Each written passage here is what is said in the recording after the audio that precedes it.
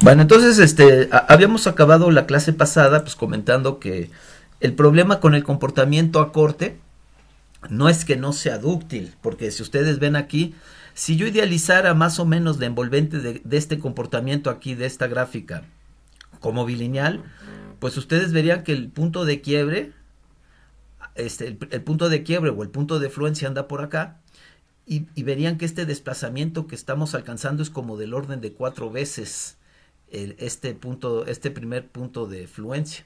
Entonces podríamos estar diciendo que aquí este elemento está desarrollando ductilidades de 4. El problema no es la capacidad que pueda tener este elemento para deformarse en una dirección. El problema con el comportamiento en corte es que, sobre todo en comportamiento cíclico y sobre todo en las etapas de recarga, es como si el elemento desapareciera. Y pues, ¿de qué nos sirve haber dimensionado y armado una serie de elementos que van a desaparecer en momentos muy importantes del sismo, en que su contribución pues es fundamental para que el edificio, digamos, logre exitosamente sobrevivir la excitación sísmica? Dijimos, y esto lo vamos a comentar, que el comportamiento en flexión, que es este de abajo, no es perfecto, porque claramente en la recarga también estoy perdiendo rigidez, pero una cosa es perder algo de rigidez y una cosa es perder absolutamente toda la rigidez y capacidad resistente. Nada más, a manera general, decir que mientras menos esbelto es un miembro estructural, mayor es la resistencia en corte, pero esta puede mantenerse a desplazamientos menores. Entonces, el comportamiento en corte no es adecuado ni para miembros esbeltos ni para miembros robustos. Pero el punto es que mientras menos esbelto es el elemento, su resistencia en corte se va incrementando. En el caso de estructuras de concreto, se empieza a arquear la carga, digámoslo así. Pero la estabilidad del comportamiento cíclico cada vez es más inestable, digámoslo así. Y finalmente, entonces, la razón por la que no es deseable que un miembro estructural de concreto reforzado desarrolle comportamiento en corte es por la inestabilidad del comportamiento no lineal, particularmente en presencia de deformaciones cíclicas. Si se acuerdan, habíamos dicho que nuestros marcos o los miembros de nuestros marcos se dañan en flexión. Y decíamos que todo el modelado no lineal que vamos a aprender a hacer es bajo el entendido que nuestros elementos de concreto se dañan en flexión. Y lo único que hicimos fue un paréntesis para explicar por qué consideramos no viable en este curso que nuestros elementos se dañen en corte. Digamos, en otro curso podría ser de interés aprender a modelar el comportamiento no lineal en corte de los miembros de concreto reforzado. En este no, porque en este nos alejamos de lo que queremos lograr, que es una estructura estable a la cual le podamos controlar su respuesta lateral y lograr un diseño resiliente. Entonces, en términos ya del comportamiento en flexión, pues ya habíamos dicho que la consideración principal para plantear su comportamiento es aquel de que sección plana antes de la flexión, permanece plana después de que imponemos un momento en el elemento. Y entonces decíamos que si nosotros tuviéramos el comportamiento de los diferentes materiales, los haríamos interactuar entre sí para obtener el comportamiento de la sección transversal. Y entonces fuimos explicando cómo, conforme se va incrementando esta curvatura, se van incrementando las deformaciones unitarias que desarrollan las diferentes fibras de la sección transversal, y cómo, integrando ese comportamiento de las diferentes fibras, podemos establecer un momento para la sección transversal. Si nosotros fuésemos incrementando paulatinamente la curvatura y calculando para cada curvatura un momento resistente, obtendríamos un diagrama momento-curvatura como el que les estoy mostrando en la pantalla. Tendría esta forma, pero acuérdense que al final de cuentas la idealizaríamos con una colección de líneas rectas. ¿Por qué? Porque si lo idealizamos como una colección de líneas rectas, nuestro análisis plástico se vuelve una secuencia de análisis elásticos. Y entonces, pues, estaríamos facilitando el uso de nuestras herramientas más poderosas de análisis no lineal. Entonces, tendríamos que encontrar estos puntos, digamos, de quiebre. Y El primer punto de quiebre que encontraríamos, digamos, sería o estaría asociado al agrietamiento de la sección transversal. Habría un momento en que habríamos impuesto a la sección transversal una curvatura suficientemente grande para que los esfuerzos en tensión del concreto sobrepasen la capacidad en la fibra extrema de tensión, y entonces se agrietaría la sección. Una vez que se agrieta la sección, pues apreciaríamos una reducción en la rigidez en flexión de la sección transversal, pero más o menos el comportamiento se estabilizaría, ¿no? Seguiría una línea recta hasta que llegáramos a este segundo punto de quiebre. Este segundo punto de quiebre, si mi elemento de concreto está bien diseñado, ¿y qué quiere decir que esté bien diseñado? Que se dañe en flexión, ¿no? No todos los elementos de concreto van a desarrollar este comportamiento. Solo si diseñamos adecuadamente la capacidad en corte del elemento de concreto, entonces el elemento de concreto va a poder llegar a este segundo punto de quiebre en su diagrama momento-curvatura. Está asociado a la afluencia del acero longitudinal en la zona de tensión de la viga. Una vez que ese acero cede, pues podemos ver que hay una reducción muy considerable de la rigidez en flexión de la viga. Aquí traeríamos una rigidez agrietada, ¿no? Ya, acuérdense que ya se redujo con respecto a la rigidez de la sección gruesa de la viga, pero todavía tenemos bastante rigidez. Pero una vez que fluye el acero en tensión de la sección transversal, veríamos una reducción muy sustancial. Podría haber un ligero incremento aquí en la capacidad del momento resistente, pues porque el acero desarrolla endurecimiento por deformación. Pero básicamente podríamos pensar que se iría razonablemente constante el momento resistente hasta que llegáramos a un punto que podríamos decir que es la falla práctica. Esta falla práctica se puede dar por muchas razones. Normalmente, o en este curso por lo menos, vamos a decir que la falla práctica de nuestra sección transversal se da cuando empieza a aplastarse el concreto confinado, el concreto que está dentro de los estribos.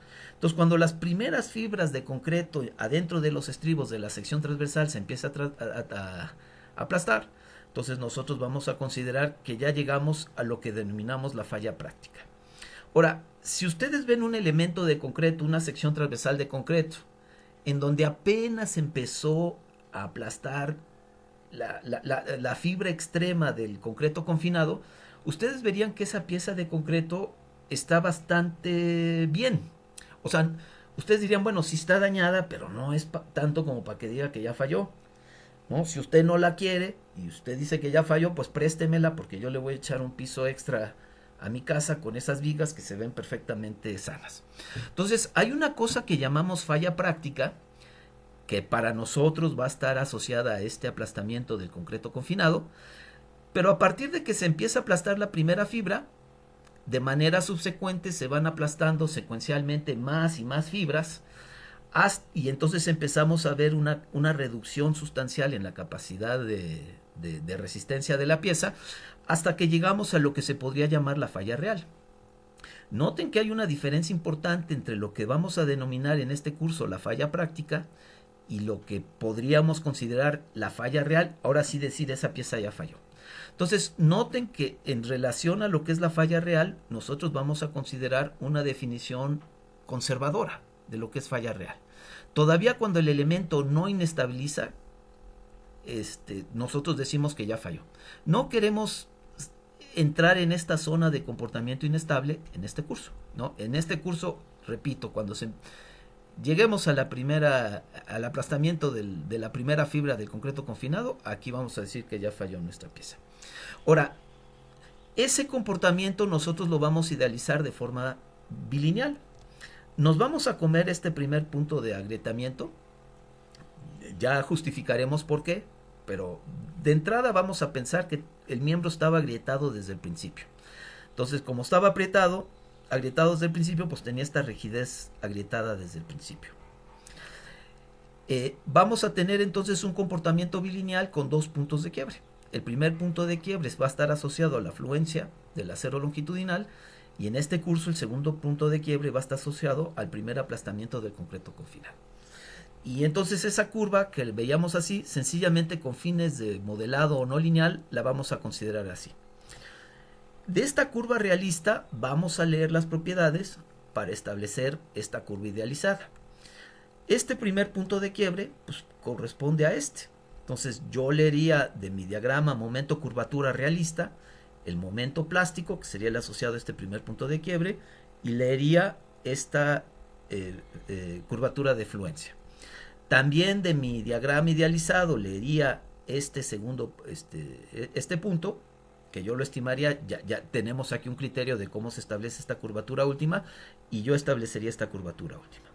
Y noten que trazaría sencillamente una línea recta del origen a este primer punto de quiebre.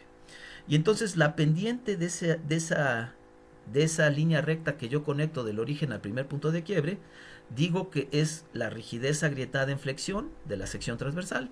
Ya tengo ubicadas mi curvatura de fluencia y la última, y el momento plástico.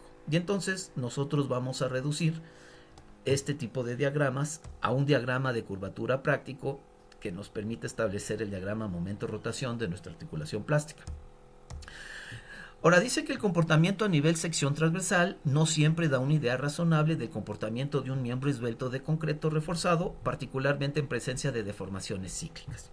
La pregunta, que aunque los estándares de análisis no lineal me permiten esto, que acá, esta forma de hacer las cosas me lo permiten, la pregunta es, ¿qué tan razonable sería usar en la práctica un diagrama momento-curvatura que finalmente salió de una computadora?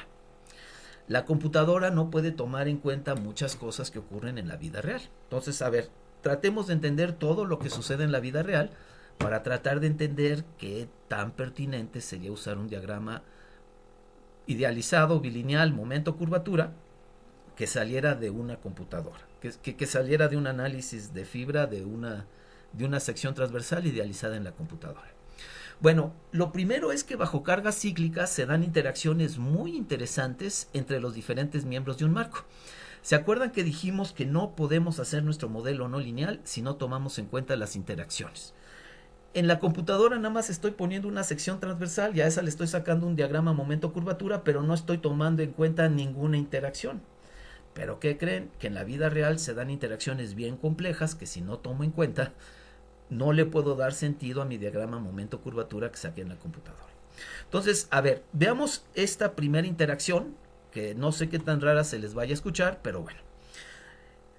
Si yo tuviese digamos, un ensamblaje, este sería una columna, este sería la viga sísmica, y vamos a suponer que este fuera parte de un ensamblaje de un marco que se está deformando lateralmente.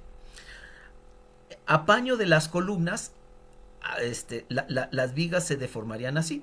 Digamos que aquí estaría el marco deformándose hacia la derecha, y si el marco se deformara a la izquierda, estas rotaciones cambiarían de sentido. O sea, esta figura estaría como en un espejo, digamos, pero el comportamiento sería muy parecido, simétrico, pero para el otro lado. Entonces, vamos a tomar esta cara. La cara A es esta, ¿no? La cara, como el paño izquierdo de la columna. Y vamos a tratar de seguir el comportamiento de la viga que llega al paño izquierdo de la columna. Aquí tenemos un giro en el empotramiento, ¿no? Digamos que la viga estaba empotrada en la columna. Cuando no hay deformación lateral del marco, pues esta rotación vale cero. Estamos en este diagrama momento contra rotación del empotramiento, estaríamos en el origen. Cuando el marco se empieza a deformar lateralmente, noten que la parte superior de la viga desarrolla compresión y la parte inferior de la viga desarrolla tensión. Si deformamos lo suficientemente al marco, la viga va a incurrir en comportamiento plástico. Y entonces aquí vamos a tener una deformación plástica en el acero de abajo. En la parte de arriba, pues el acero no va a desarrollar deformación plástica, pues porque está en una zona de baja deformación. Noten que este está en una zona de muy alta deformación en tensión. Entonces, noten claramente que aquí estamos indicando que para llegar al punto A, ¿no? Al caso A, que es este, la viga desarrolló comportamiento plástico de importancia. Entonces aquí hay una deformación permanente. Y si aquí no hubo deformación permanente y aquí hubo una deformación permanente muy grande, lo que podemos concluir es que aquí al eje centroidal de la viga también hubo una deformación permanente. Menor que esta, pero también habría una deformación permanente. ¿Cuál es la consecuencia de esta deformación permanente? Que cuando yo empiezo a descargar la viga y empiezo a recargar en la otra dirección, no sé si ven que ahora el giro, en lugar de ir en la dirección original, estoy diciendo que ahora el giro está cambiando de sentido. Entonces, este punto se empieza a alejar de la cara de la viga y este punto se empieza a acercar a la cara de la viga. Antes de que la porción inferior de la viga haga contacto con el paño de la columna, la parte superior de la viga se separa. ¿Por qué? Porque acuérdense que hay una deformación permanente en el eje centroidal de la viga.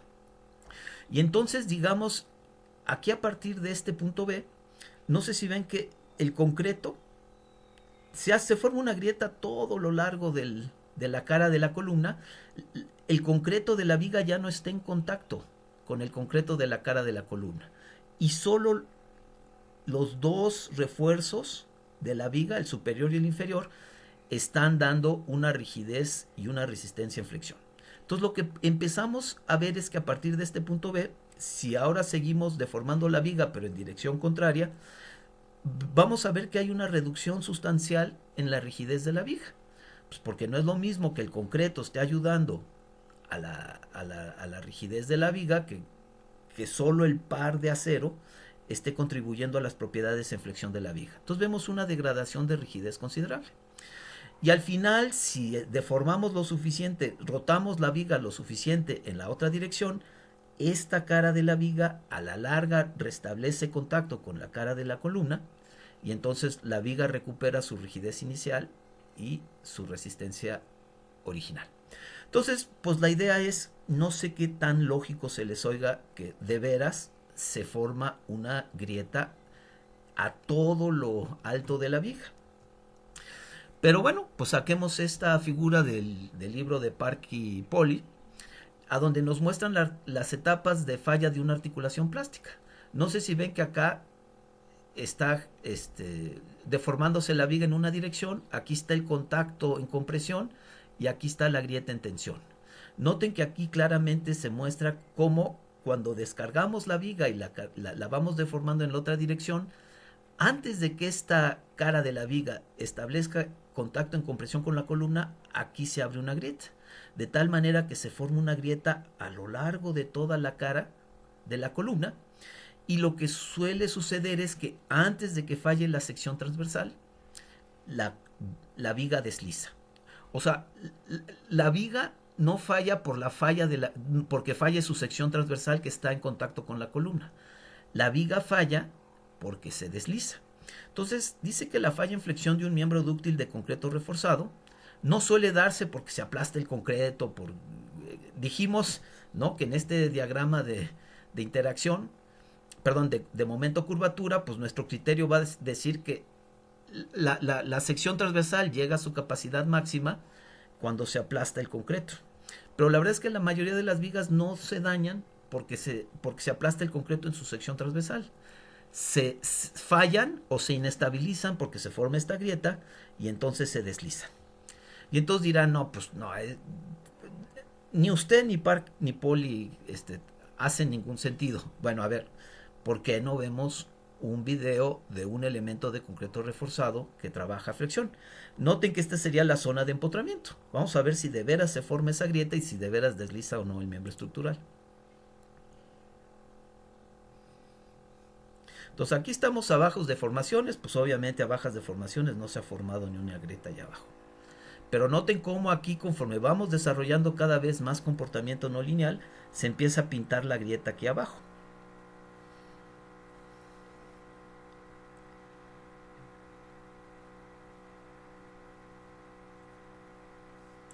Y entonces, no sé si, noten que la grieta aquí no se fue por acá, sino pues, la variabilidad de la vida real. Noten que aquí ya se ve la grieta completa de este lado y aquí la grieta se empieza a subir por acá.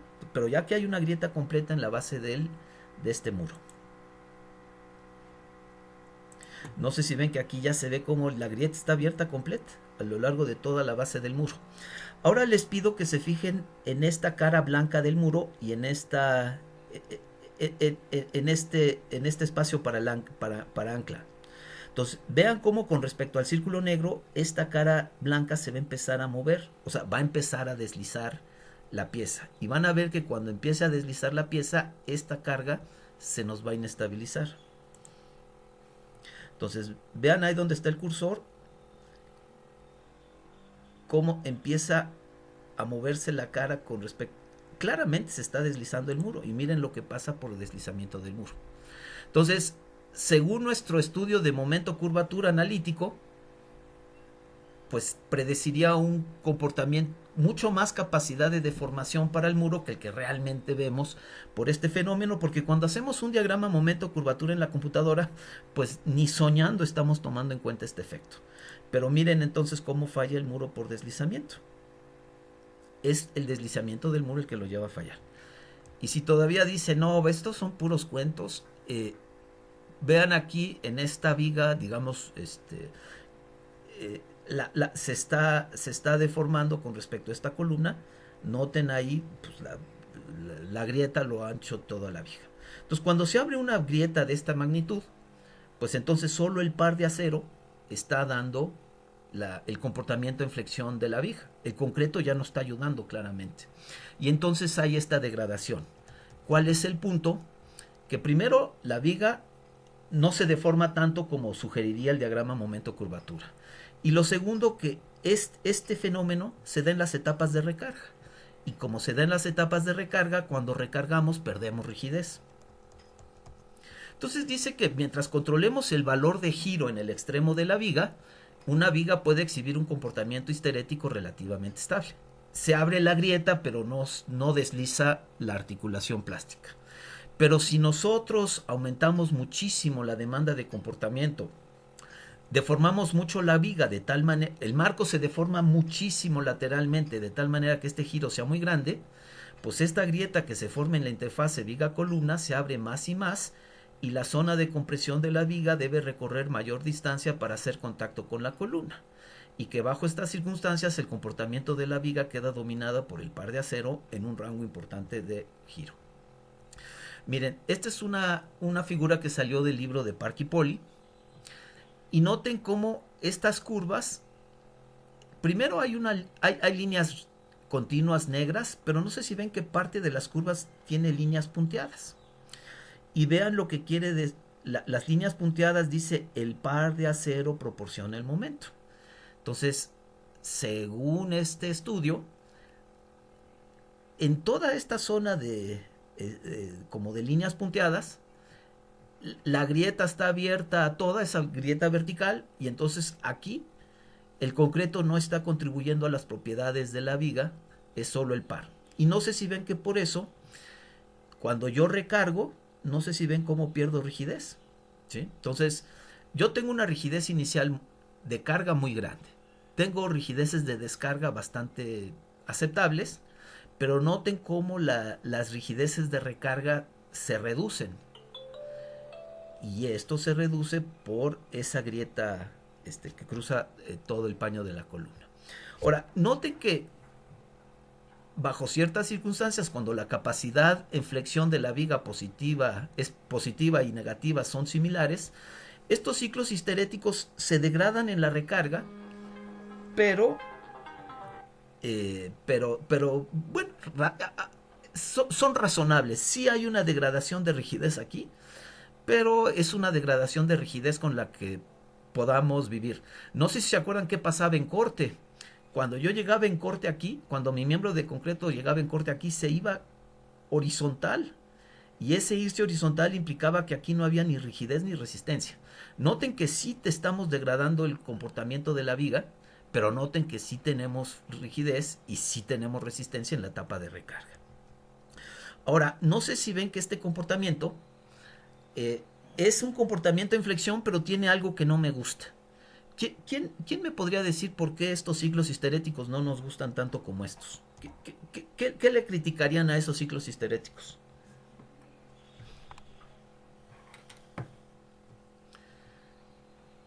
Su resistencia en una sola dirección.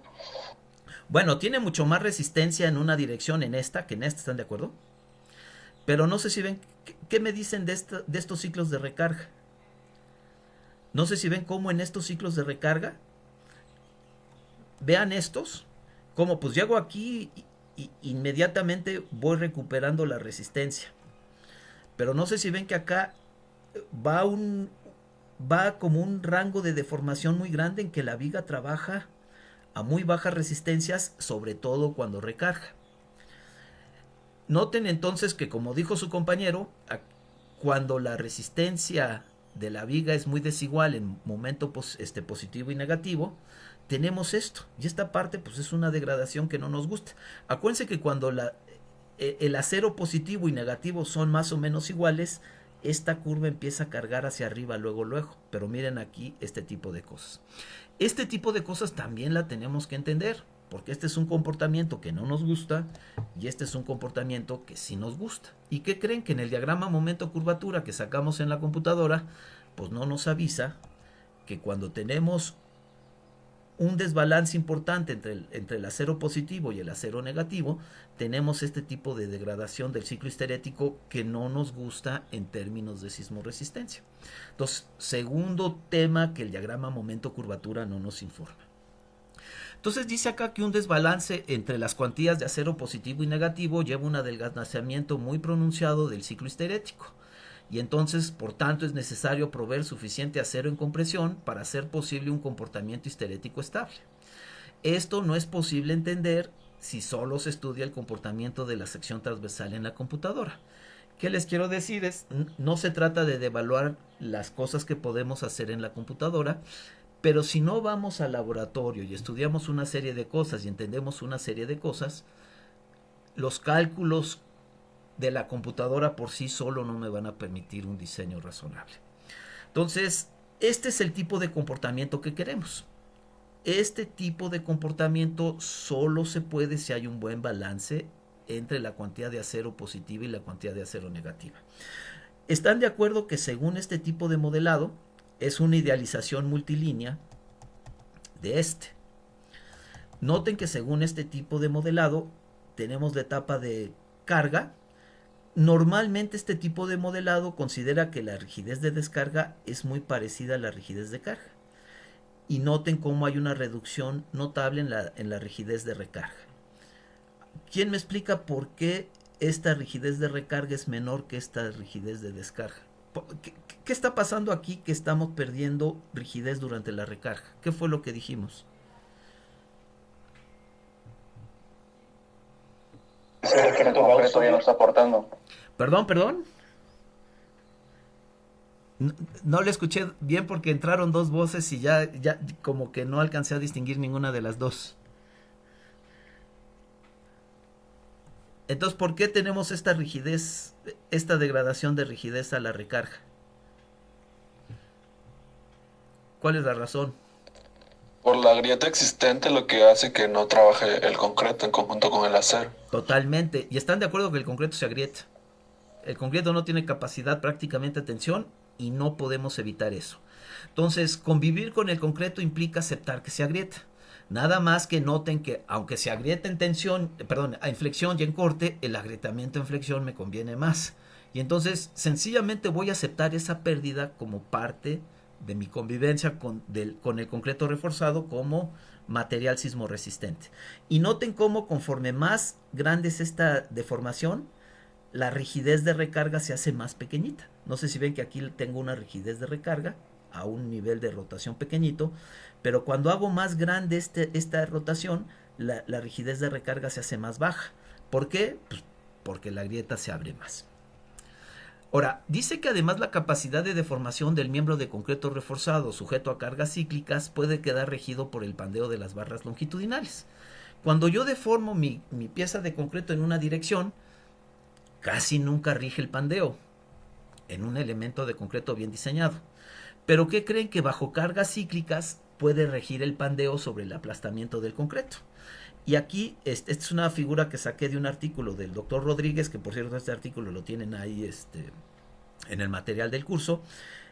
Y él dice que esta es la capacidad de deformación de una barra antes de que se comprima. Se pandee. Este es esfuerzo y este es deformación. Y entonces, pues, nuestras barras de refuerzo son relativamente esbeltas, entonces cuando las sujetemos a deformaciones negativas o de compresión, las vamos a pandear. Entonces, si a una carga, a una barra, la sujetara inicialmente a esfuerzos de compresión, este sería la deformación a compresión que yo le pudiera inducir a la barra antes de que se pandee. Pero esa mismita barra, nos explica el doctor Mario, que si la deformamos y la hacemos fluir en tensión, o sea, antes de poner la compresión, primero la deformamos de manera importante en tensión, la hacemos fluir en tensión. Y luego hacemos una recarga, una descarga y recarga, y luego le ponemos un ciclo de compresión. Nos dice el doctor Mario que la barra se pandea a niveles de deformación mucho menores que el nivel original. A ver, noten que lo que nos está diciendo el doctor Mario es que la historia de carga importa en el pandeo de la barra. Que si yo nada más deformo la barra en una sola dirección, la barra se puede deformar mucho antes de pandearse. Pero me dice que si yo le pongo un ciclo de comportamiento plástico en tensión a la barra, o sea, primero la deformo mucho en tensión y luego la comprimo, entonces que la barra se pandea a mucho menores niveles de deformación en compresión. Y pues lo mismo le va a pasar a esa barra si está suelta, conforme a los estudios del doctor Mario Rodríguez, que si esa barra está en un elemento de concreto. Entonces, en un elemento de concreto que está siendo ciclado, puede ser que el pandeo rija sobre el aplastamiento del concreto. Y eso no me lo informa la computadora. El análisis seccional de mi sección transversal no me informa de estos efectos. Entonces dice que la estabilidad del comportamiento y capacidad de deformación en flexión de la sección transversal no necesariamente reflejan las del miembro estructural. Es importante entender que las medidas necesarias para estabilizar el comportamiento en flexión de un miembro esbelto de concreto reforzado deben surgir del estudio experimental de ensamblajes estructurales. Y lo que les estoy tratando de explicarles es que la computadora me puede decir que mi sección transversal en el extremo del miembro estructural tiene una gran capacidad de deformación. Pero ese estudio de la sección transversal aquí en el extremo del elemento, pues el criterio que yo voy a usar para establecer que esa sección transversal falla es que se aplaste el concreto confinado en ella. Pero cuando yo sujeto mi elemento a varios ciclos de comportamiento, yo empiezo a ver que antes de que llegue a su capacidad última de deformación, la sección transversal aquí en el extremo, el elemento se empieza a inestabilizar. Hay un montón de fenómenos cíclicos que yo no puedo tomar en cuenta en la computadora, que hacen que mi pieza, la pieza en la vida real, en el campo o en el laboratorio, empiece a degradarse mucho antes de aproximarse a esta capacidad de deformación última. Entonces, ¿cuál queremos capturar en nuestro modelo de análisis no lineal? ¿Cuál creen que sea para nosotros importante? Si queremos que nuestro modelo me dé una buena idea de en qué momento se inestabiliza el comportamiento de mi estructura, ¿cuál capacidad de deformación vamos a estar manejando? ¿Esta, la que obtengo de estudios analíticos, o esta, la que considera el comportamiento cíclico de la pieza? La verde, la de comportamiento cíclico. Ok, y esta no se obtiene analíticamente, ¿lo ven? Esta es importante estimarla. Puede ser un referente, puede ser algo que me ayude a entender algo, pero realmente tengo que entender esta. Esta es la que finalmente tiene que ir en mi modelo analítico, porque que me agarre confesado, que yo esté confesado si el sismo empuja la estructura y rebasa de esta deformación verde. Entonces, aunque analíticamente la estructura estaría fantástica, la deformación verde claramente diría, el que la estructura entre en este rango de comportamiento, noten cómo va degradándose, ¿no? Pues esto en exceso puede resultar en el colapso del sistema estructural.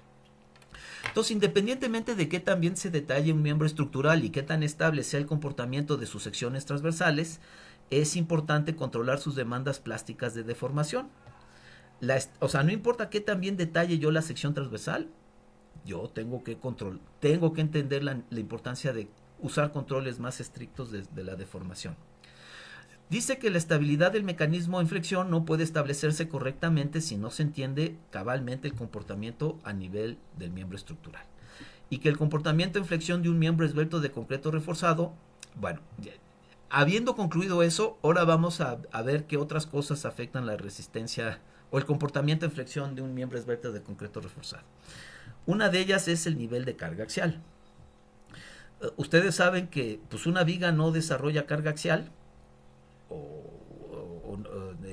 digamos, si hacemos el análisis, pues nos va a salir que nuestras vigas no desarrollan carga axial, y entonces pues solo tiene una resistencia en flexión. Pero en el caso de las columnas, nosotros sabemos que las columnas están recibiendo simultáneamente el efecto de flexión y de carga axial, y que la resistencia en flexión de la columna pues depende de su nivel de carga axial. Nosotros sabemos que pues tenemos todas las herramientas para establecer una serie de diagramas de interacción, y pues sabemos que hay una zona del diagrama de interacción en que el acero longitudinal en tensión de la columna fluye antes de que se alcance la resistencia de diseño, y otra zona en el diagrama de interacción que está dominado por esfuerzos en compresión. O en otras palabras, en esta zona la columna alcanza su resistencia de diseño sin que fluya en tensión el acero. Acuérdense que hay un punto de máxima resistencia en flexión, que es el punto de falla balanceado, y dice que la resistencia máxima y la ubicación del punto de falla balanceado no son sensibles al valor de deformación máxima que uno considera para el concreto. Acuérdense que este diagrama de interacción está asociado a un valor de deformación unitaria máxima en la fibra extrema del concreto, en la fibra extrema de compresión. Nada más a manera de referencia, acuérdense que nuestras normas técnicas complementarias de la Ciudad de México dicen que nuestras columnas alcanzan su resistencia de diseño cuando este valor vale 0.003. Y entonces este diagrama de interacción es muy importante entender que está asociado a un valor de deformación unitaria del concreto en la fibra extrema de compresión. En este curso pues no podemos desarrollar diagramas con momento en una sola dirección, porque pues, nuestras columnas, ¿no? Vamos a entender que el sismo actúa simultáneamente en dos direcciones de análisis, y entonces pues vamos a tener que hacer diagramas de interacción tridimensionales, ¿no? Entonces pues ya discutiremos. Ustedes saben cómo sacar el diagrama de interacción en una dirección principal de análisis, ¿no? Digamos en la X, el diagrama de interacción en la otra dirección principal, ¿no? Digamos que ahora la flexión se toma con respecto al eje Y, y a partir de eso tenemos que elaborar como una especie de diagrama de interacción tridimensional en el espacio, una especie de jícama de interacción, y entonces pues vamos a tener que como parte de nuestro modelado tomar en cuenta esto. Ahora, es bien importante entender que no solo la resistencia de la columna se ve afectada por su nivel de carga axial, sino también su capacidad de deformación. Entonces miren, este es un diagrama de interacción entre momento y carga axial, y este es un diagrama de interacción entre curvatura última y carga axial. Acuérdense que esta es la curvatura máxima o última que puede desarrollar mi sección transversal antes de que yo considere que ya falló. Noten cómo conforme se incrementa la carga axial en compresión, la capacidad de deformación de la columna se reduce considerablemente. Digamos que así como decimos que no queremos ver elementos de concreto cuyo comportamiento esté dominado por efectos de corte, tampoco queremos ver elementos de concreto que estén sobrecargados con carga axial en compresión. Porque ¿qué pasa cuando mis elementos o mis columnas de concreto reforzado están sobrecargadas a altos niveles de carga de compresión?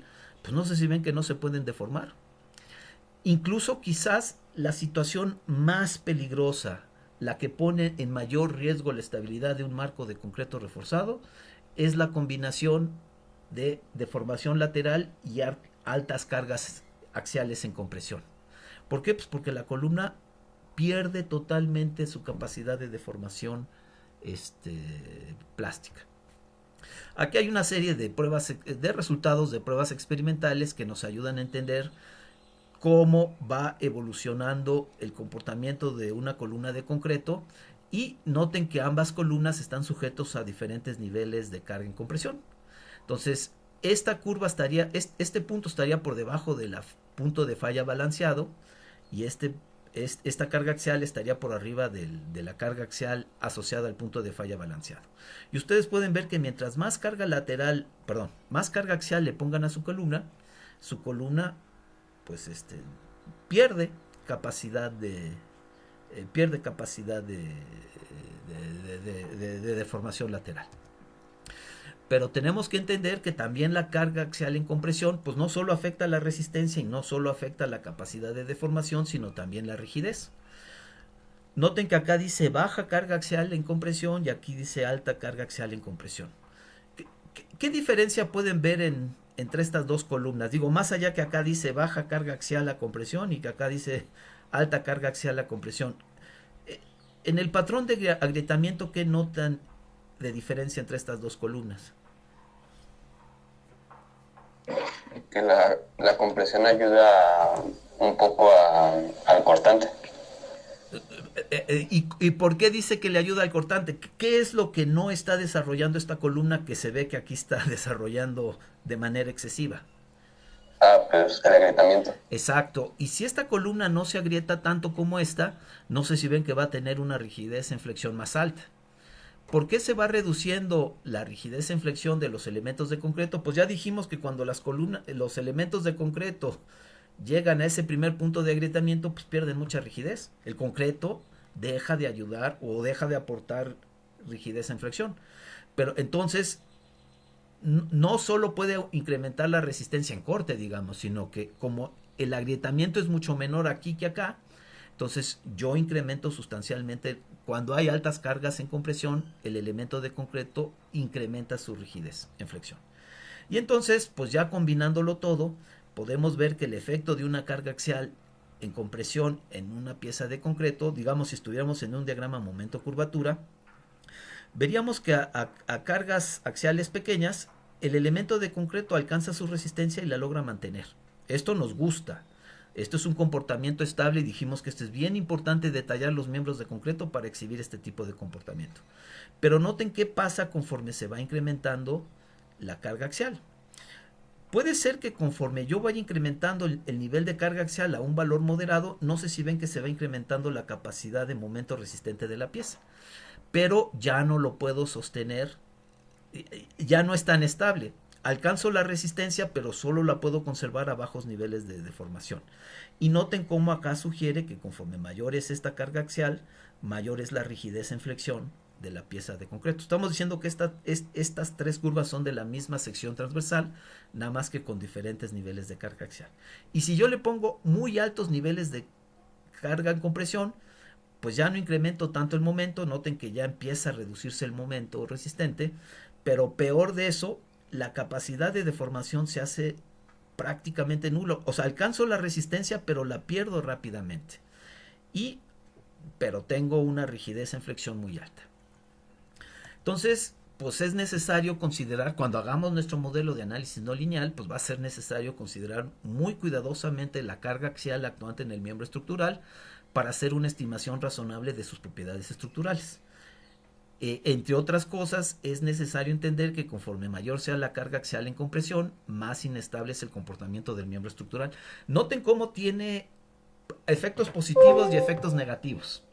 Efectos positivos, incrementa la rigidez. Efectos negativos, se vuelve muy inestable el comportamiento. Y eso hace el análisis no lineal que sea algo complejo, porque no siempre todo lo que sucede va en contra. Algunas cosas ayudan y algunas cosas perjudican y tenemos que tomar en cuenta eso de manera muy cuidadosa. Bueno, ya vi que se me acabó la clase. Dejemos esto y le seguimos pues el lunes, ¿no? Entonces, pues que tengan buen fin de semana y platicamos el lunes. Igualmente, doctor. Hasta luego. Hasta luego, doctor. Muy bien. Gracias.